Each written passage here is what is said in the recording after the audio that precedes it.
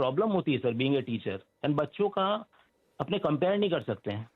2 बच्चे बोर्ड पास जी किए हैं लेकिन उनका पोटेंशियल में बहुत डिफरेंस आ रहा है सर। तो ये अच्छा सब जी, चीज सरकार को देखनी चाहिए।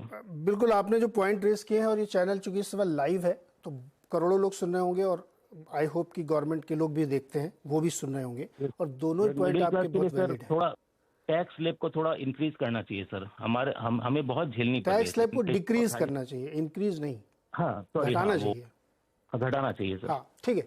तो अच्छा जी, इस दोनों पॉइंट आपके बहुत वैलिड है, और आवाज़ अड्डा जो हमारा शो, उस पर हम इन सब चीज़ों पर कई बार रेज भी करते हैं, और ये बात से मैं आपकी सहमत हूँ कि मिडिल क्लास के ऊपर महंगाई की मार है, हाई टैक्स की मार है।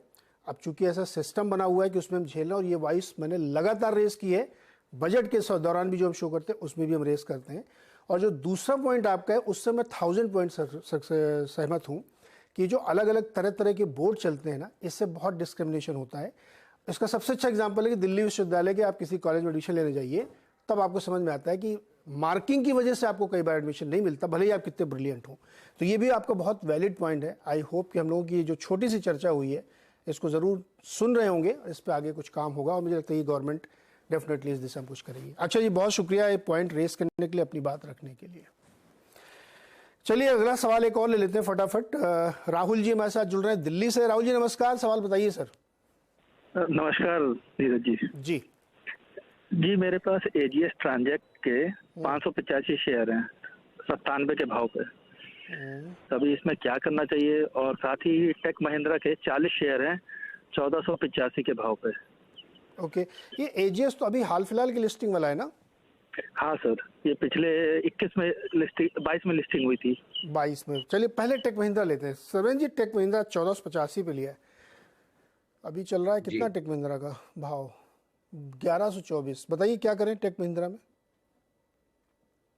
देखिए, मैंने शोज पे कई बार ये चीज दोहराई भी है कि भाई आईटी, निफ्टी आईटी का ही जो पुल बैक था वो कहीं खत्म हो गया है, और वो इस बार आई थिंक प्रेशर अब सब तरफ क्लियर कट दिख रहा है।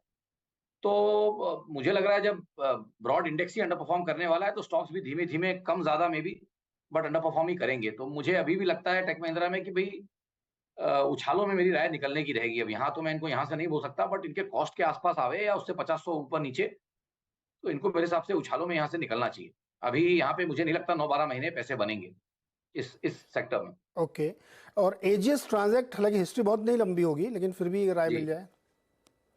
नहीं, माफी चाहूंगा नीरज जी, बहुत कम डेटा है और जहां से खाली गिर ही रहा है, कुछ ऐसा कर तो रहा नहीं है स्टॉक। 97 में इन्होंने लिया और लगातार वहां से, अरे 97 से 61 आ गया, अच्छी खासी मतलब गिरावट है, मतलब 30-35% की। राहुल जी, इसको मैं किसी फंडामेंटल गेस से लूंगा, क्योंकि चार्ट पे बहुत छोटा का चार्ट होता है ना, तो फिर उसमें राय देना बड़ा मुश्किल होता है, तो इसलिए इसको छोड़ देते हैं।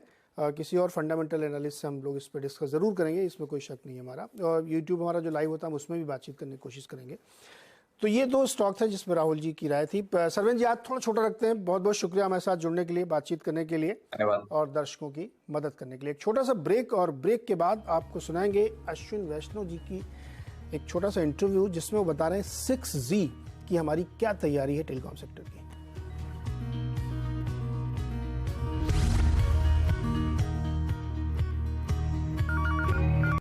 6G को लेकर भारत दुनिया में आगे निकलने की दौड़ पे निकल पड़ा है।